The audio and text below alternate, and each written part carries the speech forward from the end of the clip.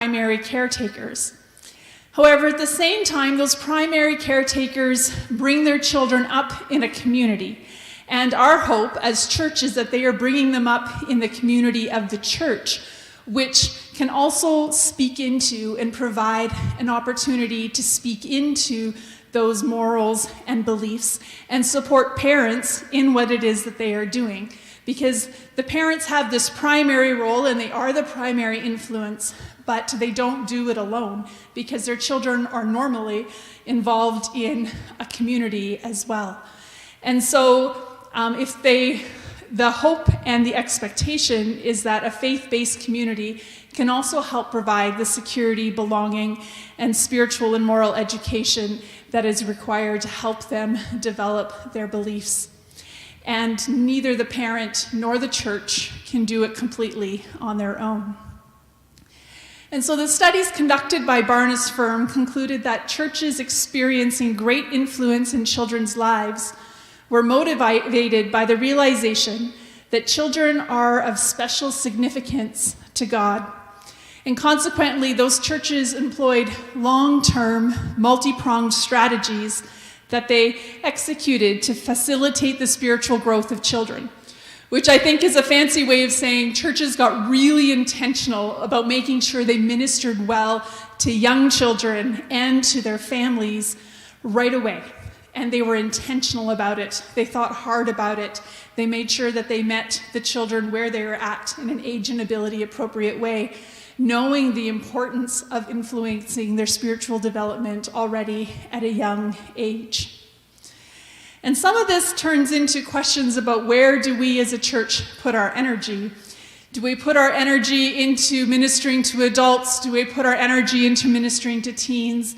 Do we put our ministry into ministering to children?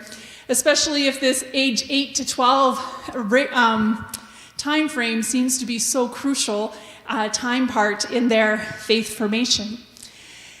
And the answer is kind of, I think, from my perspective, yes, because we need spiritually healthy adults to be caring for and directing these young children. And yet if we only put our energy into the parents or into the adults, then we are also missing our call to be caring for and providing another environment in which children are being instructed in the faith alongside. It's that community approach.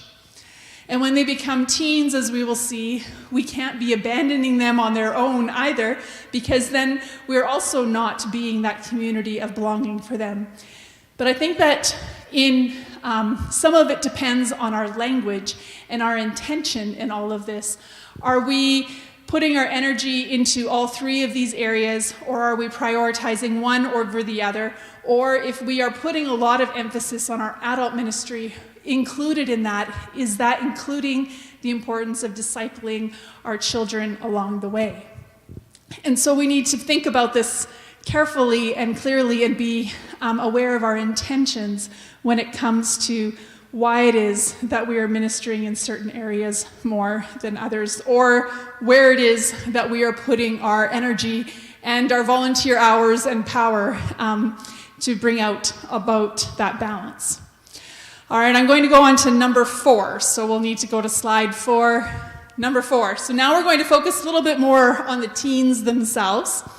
So this is the foundation we've set. We've got spiritually involved adults. We've got good family faith rhythms. We're trying to get them while they're young.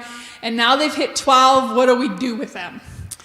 And number 4 says we've got to get to know them. And this is really important because being church together means cultivating relationships with each other. And that means cultivating relationship with each other where we are now, today, in real time. And this is especially true for teens. It's not about how it was when you were a teen or where you'd like them to be or how it is that you would like them to act or to think. We need to meet them as real people here and now where they are at. Not how we think they should be, not how we think it was, or based how we wanted it when we were their age, or how we wished it was back then, because when I was a teenager, I really wanted them to do this and they didn't do that, so I'm going to make sure that my kids get it that way because I missed out on it.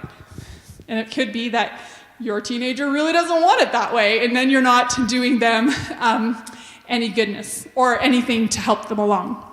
So the thing is that we need to listen. We have to get to know them.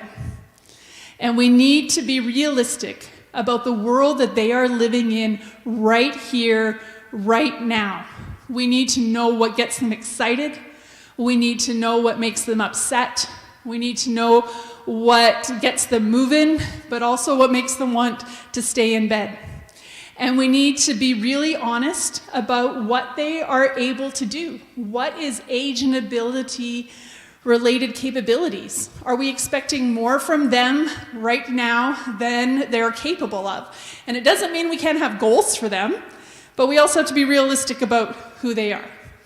And some of this, what I'm going to talk about next, comes from this book. It's called Growing With, and it's by Carol Powell and Steve Argu. And they're from the Fuller Youth Institute. And this is their parenting book about growing with your teen and young adult as in both life and in faith. And it has some really great stuff to say that's also very research-based about how to parent well as a Christian parent. And so they talk about this importance of being realistic about who our teens are and their physical. So when teens are in grades 7 through 12, so approximately 12 to 18 years old, they're in a season of rapid physical, emotional, relational, intellectual, and spiritual growth and change. This means that they're learning how to live in their physically changing bodies. They've entered puberty, and they're discovering all sorts of stuff about themselves, and their bodies are doing weird things that they're not used to, and it's not always comfortable. They're also discovering sexual attraction and interest in ways that might be exciting and scary. And this is especially true for teens if they discover that their attractions are not heteronormative, and that brings up a lot of questions for them about how it is that they fit both with their peers and society in general, but also especially within the church. What does it mean that I'm different? How does it mean that I fit? And along with this puberty developments, their bodies are also developing different kinds of sleeping patterns. There's lots of research that shows that teens' bodies seem to have different sleeping patterns than other people's do, and so they want to sleep sleep into the day, they want to stay up late. There's just stuff going on in their bodies, and how is it that we teach them to handle that, but also how do we respect that? And then there's the appetites and the smells and all of the other needs that come with that. And sometimes this can lead to them feeling very uncomfortable in their own skin. At the same time, they're also learning to manage their heightened emotional awareness. Biologically, their prefrontal cortex is still developing, which means that they're starting to feel things more acutely, and they're learning how to integrate their responsibilities and impulse controls and emotions in new ways. They're also learning how to navigate a broadening circle of relationships, especially with their peers. And they're learning how to use their increased intellectual capabilities, which means teenagers are learning to think abstractly and are able to form more robust arguments. And this abstract thinking gives them new capacities to envision an ideal situation or a perfect world, and that inspires their imaginations. It also increases their problem-solving abilities and aspirational goals. Yet at the same time, it also means that they more readily notice the imperfections of others in the church and also in themselves, all of which can be disorienting. I'll often hear from teens that my mom or dad was wrong, and they're surprised. But you know, when they've been young and then you trust mom and dad and they know best, and then all of a sudden this realization that, wait, some of these adults in my life can make big mistakes, or they can give me bad advice. And that's really disorienting for them. And then it kind of leads into questions about faith. Well, if they can be wrong, what does it mean that what they taught me could be wrong, or could God be wrong? And these are big questions that they start to ask because they're starting to be able to think in ways that they haven't before. And I find this is especially true for teens when they're the oldest in the family, because they kind of have the job of breaking their parents in. So if you're the oldest, the chances are you have a different relationship a little bit with your parents because you're the one who pushes a lot of the firsts. Sometimes you've been given more responsibility. But also, if there's younger children in the family who are much more in that needing care phase, and you're the older teen, and you're starting to try to find your independence, but your parents are still operating in the younger phase, there can be a little bit more of this pushback. And I often talk with those teens that you're kind of in charge of training your parents how to be parents to teenagers, because it is a very different parenting stage than that with young children.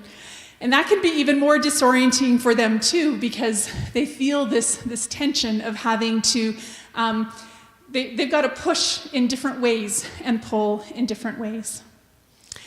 There's also this piece, and more recent research has shown that as a church and as adults involved in these teens' lives, that they are under an incredible amount of stress in ways in which we don't always understand.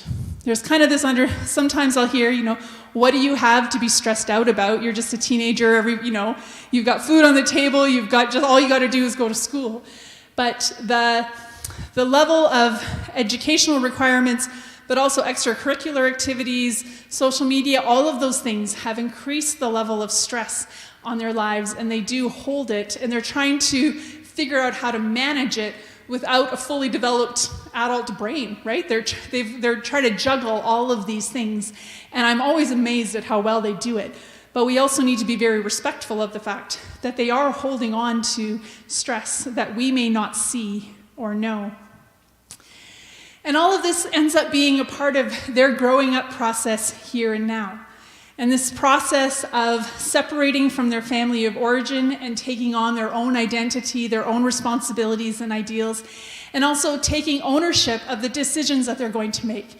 And that includes taking ownership of their faith, because it's during this stage that they start recognizing that their relationship with faith is bigger and sometimes more complicated than just what they've always been taught and about their friends or even just going to church on Sunday. And they also begin to discover that even though they've made some of these really important decisions or have these foundations between the ages of 8 and 12, they start to discover that not everybody sees God the way that they do. And they come to face with doubts and new questions. But this is also kind of part of this question that we've been dealing with, especially in the last 10 years, and that's if they have any space left to even think about faith, because they're just surviving everywhere else. And I've seen this change happen in the last 10 years of youth ministry, where I hear teens often say, I just don't have the space or the ability to think about that right now, especially when it comes to the things of faith.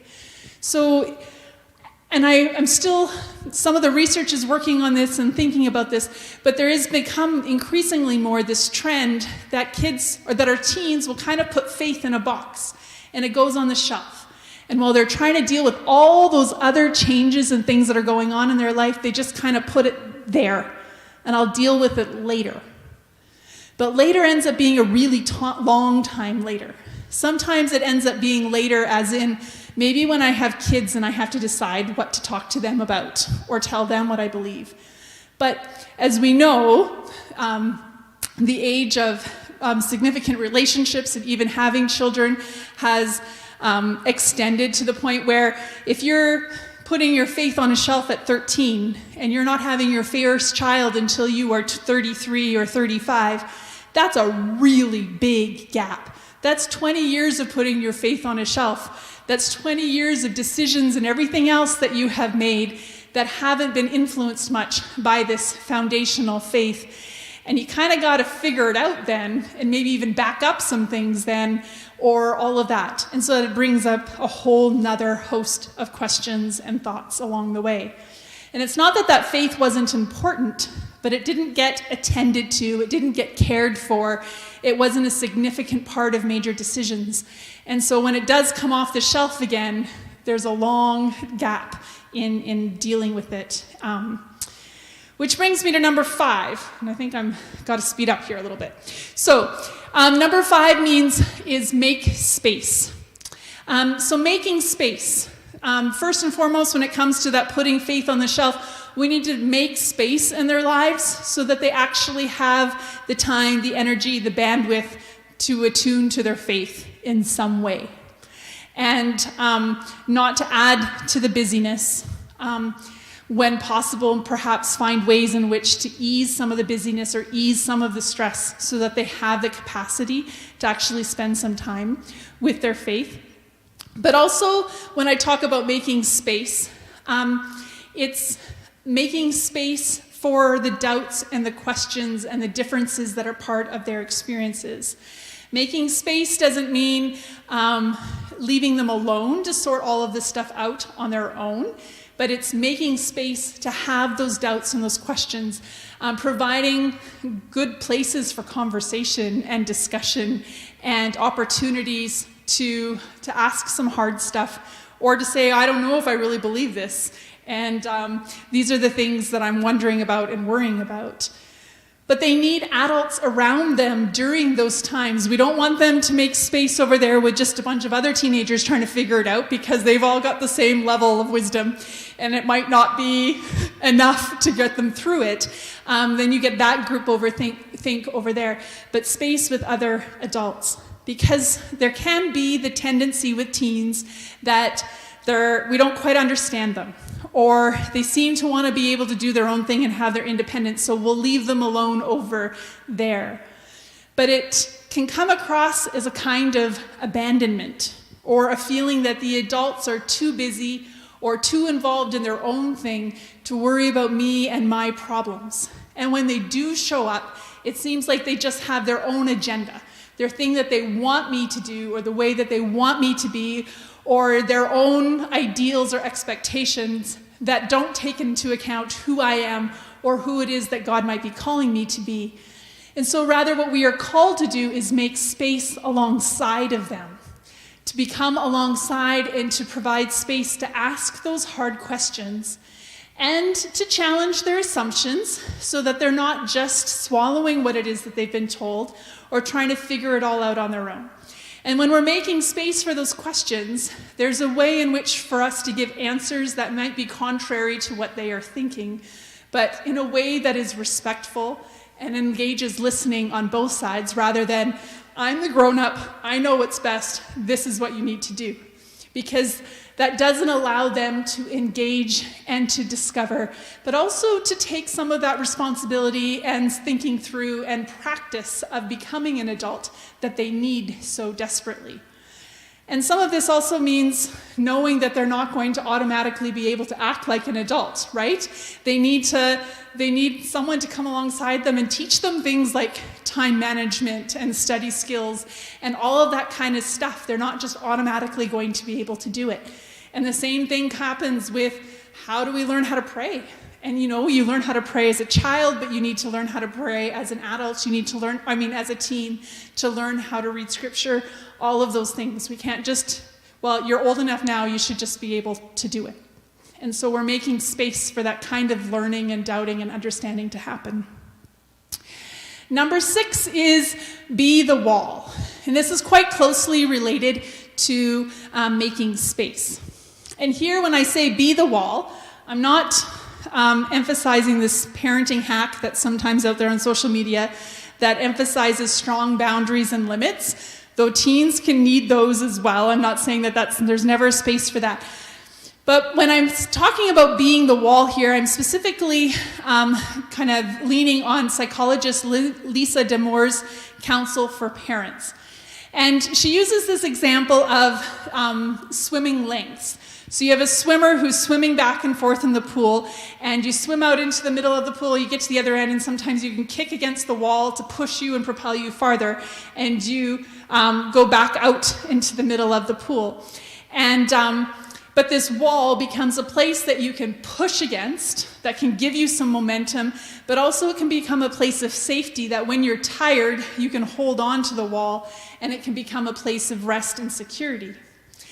And she recognizes that our teens are in the process of building independence and endurance, which means sometimes they're going to venture away from us, and they might venture away from what we want for them or just from They're going to start making some of their own decisions and choices about who they are and who they're going to be. And that's all healthy, growing up kind of stuff. They need to do that. But sometimes that means that they're going to push against us really hard. And they might push against us in a way that hurts. And it can feel like rejection, or that they're turning their back on us, or that it's a really bad decision, and all we want to do is protect them from this really dumb decision that we know that they are making, and we know so much better because we've been there, but they just won't let us. And they're swimming out into the middle of the deep end, and we're going, I'm worried that you are going to drown. And we can respond in so many different ways. We can respond with anger or self-protection.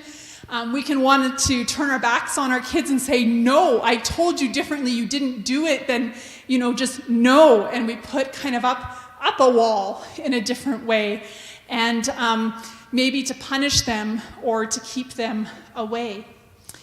But when I say be the wall, what I'm saying is be the place that they can come back to. Be the wall that they can push against with their ideas, with their decisions, where they can kick against and swim out into the middle of the pool and flounder, but that they always know that they can come back and find the rest and security, that they can find grace, even if they've messed up in the worst way possible. Because that is exactly who God is to us and how God treats us. And as a church, and as a family of God, and as parents, we have to model that for our kids. And what always comes to mind when I hear this idea of be the wall is the story of the prodigal son who goes off and does all sorts of stuff against his father's will, and yet his father is still there waiting for him, who actually goes running out to meet him on the road despite everything that has happened. And as churches and as family members of our teens, we have to be that safe place to land in the end that is filled with grace, because that is where they learn and grow and know God's forgiveness in a very tangible way. And part of this also means that we need to be the ones who keep the relationship open. We need to be the bridge builders. We can't put that kind of weight and responsibility on our young teens themselves. It's our job to be the adults. It's our job to stay connected. It's our job to be that wall, that place that they can come back to no matter what. We're supposed to be the mature ones in the relationship. We're supposed to be the ones who take the initiative and are there for them. All right, number 7, facilitate belonging. So the Christian Reformed Church Faith Formation Ministries has these 4 building blocks of faith, which I think are great and are great language for talking about how it is and why we do faith formation in the church. And their first building block is I belong. And that means I belong to God, but also I belong to God's family, the church. And that belonging is so important. In fact, some will say that belonging comes before believing. And so our teens need to know that they belong to God. We need to know that from the youngest age possible. But especially our teens also need to hear that in all of the weird stuff that's going on in their bodies and their minds and in their world, and the sometimes feeling uncomfortable with themselves, that in all of that, that they are called by God, that I am the one who has formed you, who has created you, who has called you by name. I am the Lord your God. You belong to me. They need to know that. But the other part of that belonging is also that I belong to God's family, the church. And we have to ask ourselves as a church, what does that look like? What does it look like to feel like you belong to church? Does that mean that you have friends, that you have a purpose, a role, that you have respect? Do you have a place to ask questions and to use your gifts? And so churches have to ask themselves, and their youth, what do you need to feel like you belong? For some kids, it's going to mean making sure they got food to eat because they're always hungry. For some kids, that means it's going to be having a space to hang out and just be with their friends. For some, it's going to be having ownership of their activities that they do or the ways in which they are involved in ministry in the church. For most of them, it's going to make sure that they have good relational connections with people their own age, but also with people outside of their family who are adults or in other ages in the church. Even sometimes with the younger children, it gives them a sense that as a teen that I'm a role model for some of these younger kids. It gives them that sense of belonging in the church. But most important is that they know that they are loved as a child of God with all their rough edges and teenage ideals. So the Fuller Youth Institute often uses the word warmth to describe this, that their church needs to be a warm place, a place where they feel like they belong. Number 8 is equip and empower.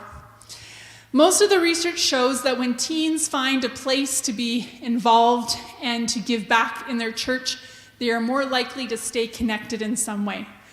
But this is different for different teens, and what it looks like is going to be different for different teens. So it can be hard work to help them find the way in which they fit.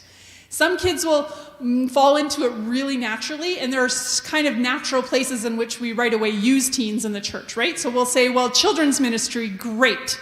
And if you've got a teen who loves working with kids, they can really quickly kind of find their place somehow in the children's ministry with those kids. And that can be a great way to grow in their faith too, because when you are teaching your faith to somebody else, then you automatically start to learn and absorb it. It becomes more of your identity more and more just because of that natural teaching.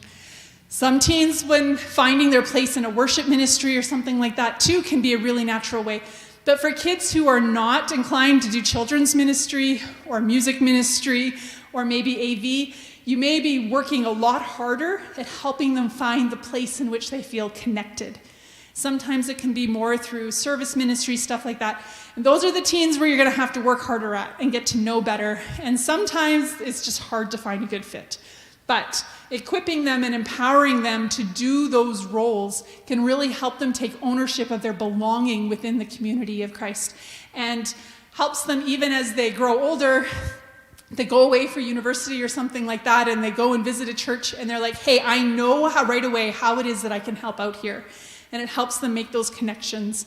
And it also helps with some of the intergenerational mentoring and stuff that happens in churches, because you're automatically on a team or a group with other adults that you get to know and who can encourage you along the way. All right, number 9, faith is a verb. Faith is more than a set of propositions or intellectual assent. It isn't just a rock that we put in our pocket or a box that we put on a shelf until we feel comfortable with it. It's not just a check mark that says, okay, I know I'm going to go to heaven when I die. It isn't about having all of the right answers to all of the right questions. It's a living, moving, breathing in all that we do. And it has highs and lows and questions and struggles, and it informs our decisions and motivations. And we need to teach our teens this. And sometimes we can get really focused on making sure they know all the right stuff. That they're able to, recite question and answer 1, and they know the Apostles' Creed, and, they know all of these pieces. And I'm not saying that knowledge isn't important, because I think it is. But it also has to come with a relational understanding of who God is. And that it's not just something that's a laundry list of facts that I know, but something that informs my whole life, and that has those living, breathing, moving as children of God kind of consequences for the decisions that I make, in the way that I live my life, in the way that I understand myself. And that it's something that grows, that it's something that has ups and downs, but that it is a verb. Some faith is something that we do. It's not just something that we have. And at the center of all of this, which brings me to number 10, is that Jesus is always at the center. We're not about the work of moralistic therapeutic deism, which is a term that we throw around a bit in faith formation, which is the kind of the God is out there and wants good people and wants to help us when we're sick or in trouble, and God wants to help us feel good and to be happy, and that's enough. That's not what our faith is all about. That's not the goal of our faith. We have a God who is with us, a God who has not abandoned us, but has come down in Jesus Christ and has doing life with us. Not just in Jesus Christ, who lived and breathed and walked and talked and was alongside us, but also in the Holy Spirit who is inside of us. And all of this is very personal because we have a Savior who gave himself up for us and rose again so that we may have life in abundance.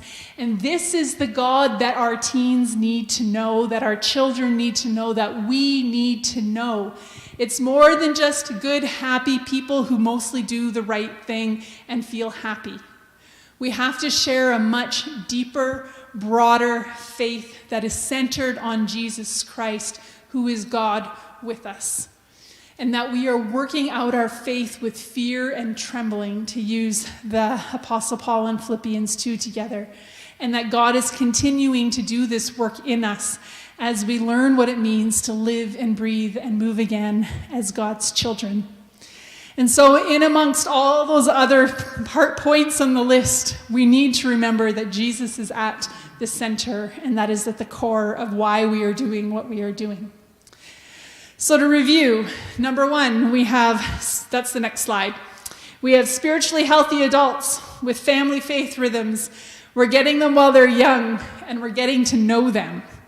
We're making space and being the wall. We're facilitating belonging. We're equipping and empowering. We're teaching them that faith is a verb, and we're helping them figure it out along the way and at the heart of it all, we know that Jesus is at the center. And that's just scratching the surface, but that's 10 ways. So, thank you.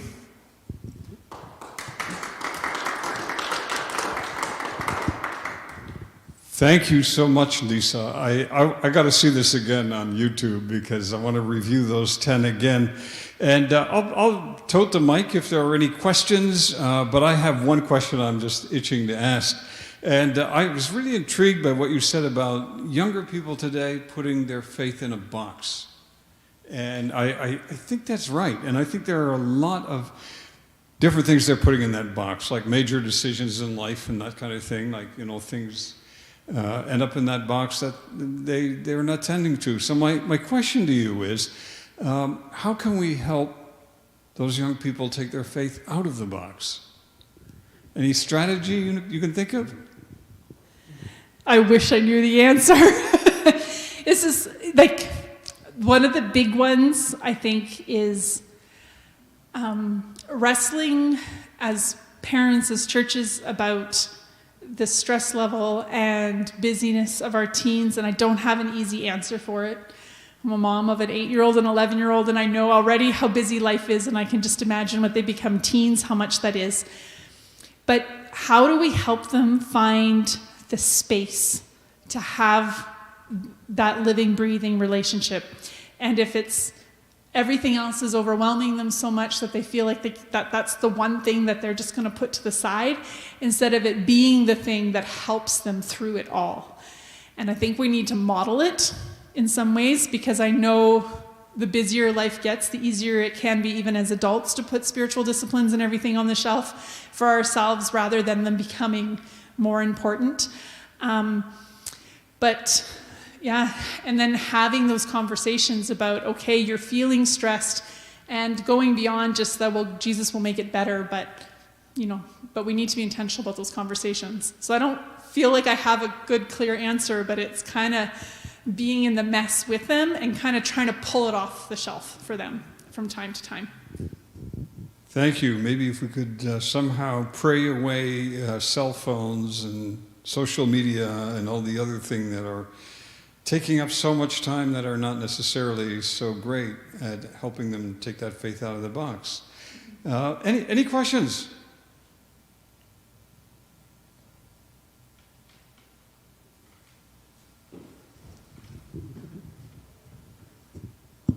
And thank you for your presentation.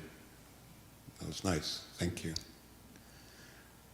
I'm sure you would agree that Christian education has also a lot to do with this, from preschool through university, because they would form such a large part of the things that you're talking about.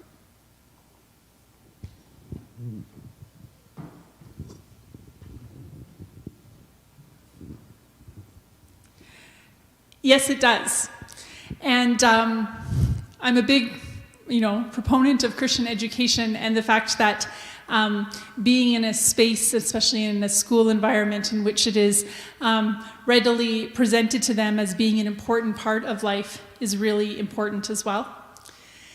But with every strength, there can also be this flip side. This is the part that I wrestle with. And that's a little bit that sometimes, with teens especially, there's this kind of like, well, I've been kept too much in this box, and I know that there's this other stuff out there.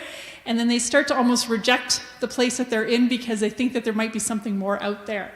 And I don't know a good way in which we balance some of those human responses to those things. But they definitely, the Christian education becomes a big part of it. I was focusing a lot today on some of the research that's out there, and because not everybody has the opportunity for Christian education, most of the research from like the Barna Group and even Fuller Youth Institute puts Christian education like 4th or 5th on the list of influences when it comes to faith formation. But I think a lot of that has to do with access to it as well. So. Yes.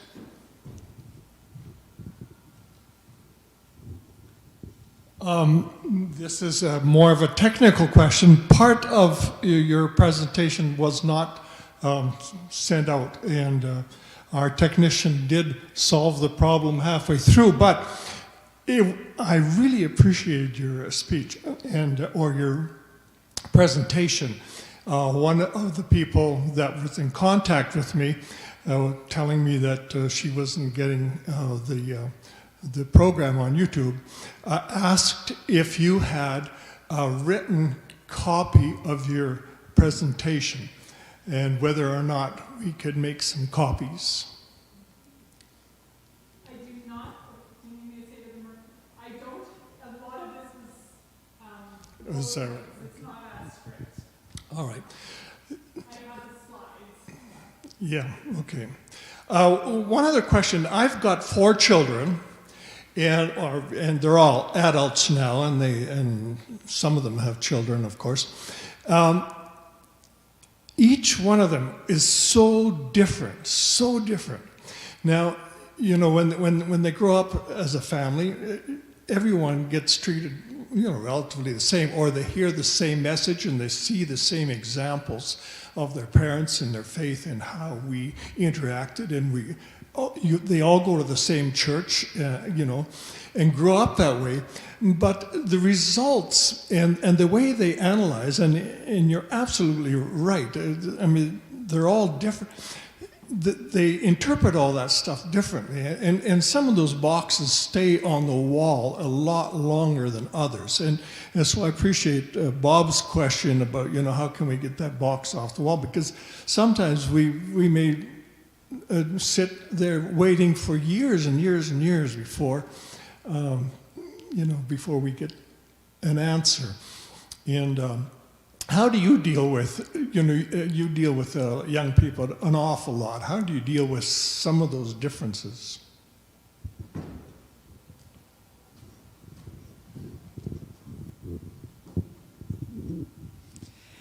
You can put 10 people in a room and they can all watch the same thing and come up with 10 different ideas about what happened, right? And you can have parents who are incredibly faithful in their own spiritual walk, who you know, do, you know, what on the outside looks like all the right things in helping their children grow up in faith, and yet they have all very different responses, right? And so it's hard to kind of think about, you know, why did it work for this one and not for that one? And we can ask God, like, why not my child? Why is my child struggling so much more with faith than so-and-so's child?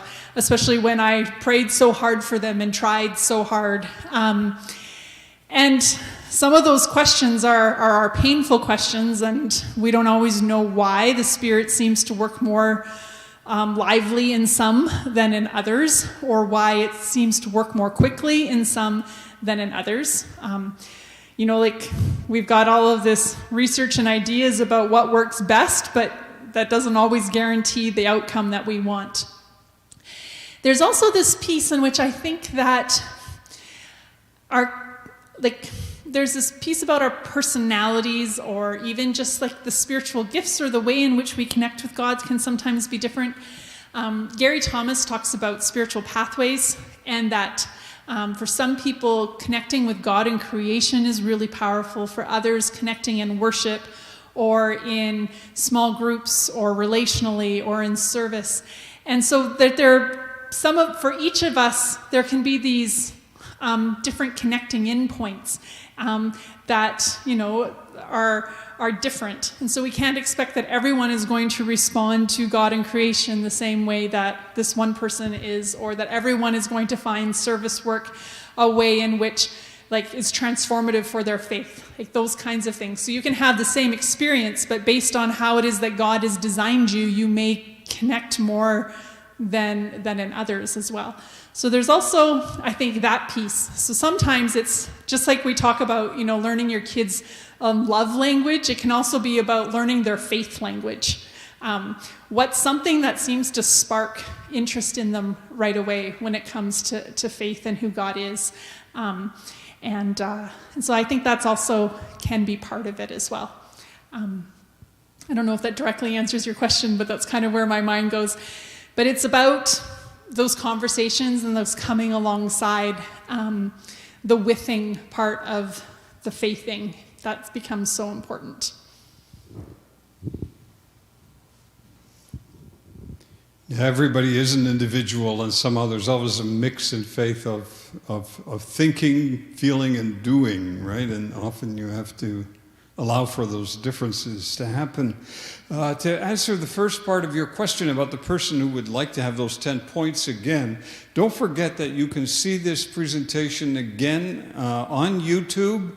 If you go to one of the sponsoring churches' home pages, you'll find a link there, and you can use that link, and then she can take down all 10 of them. So those are definitely there. 2 weeks from tonight, 7 p.m. in West End Christian Reformed Church, we'll have 3 pastors who also work with youth. You're not one of them. You're going to be able to be on the easy side of that one. And they're going to reflect on how we can best respond as parents, friends, and churches to an ever-widening reality in our world today, which is cohabitation before marriage. And with this major cultural shift, are we caught between principle and practice as a church and as people who love these folks? So we've asked Pastors Bill Nieuwenhuis, Rick Mast, and Ron DeVries to help us navigate that challenge, regardless of our own personal views on that particular issue. So that's going to be 2 weeks from tonight, so keep an eye on your bulletin. Lisa, again, thank you very much for your presentation this evening, and Theo, thank you for you and getting this out to us tonight. And to all of you, thanks for your kind participation, and God bless.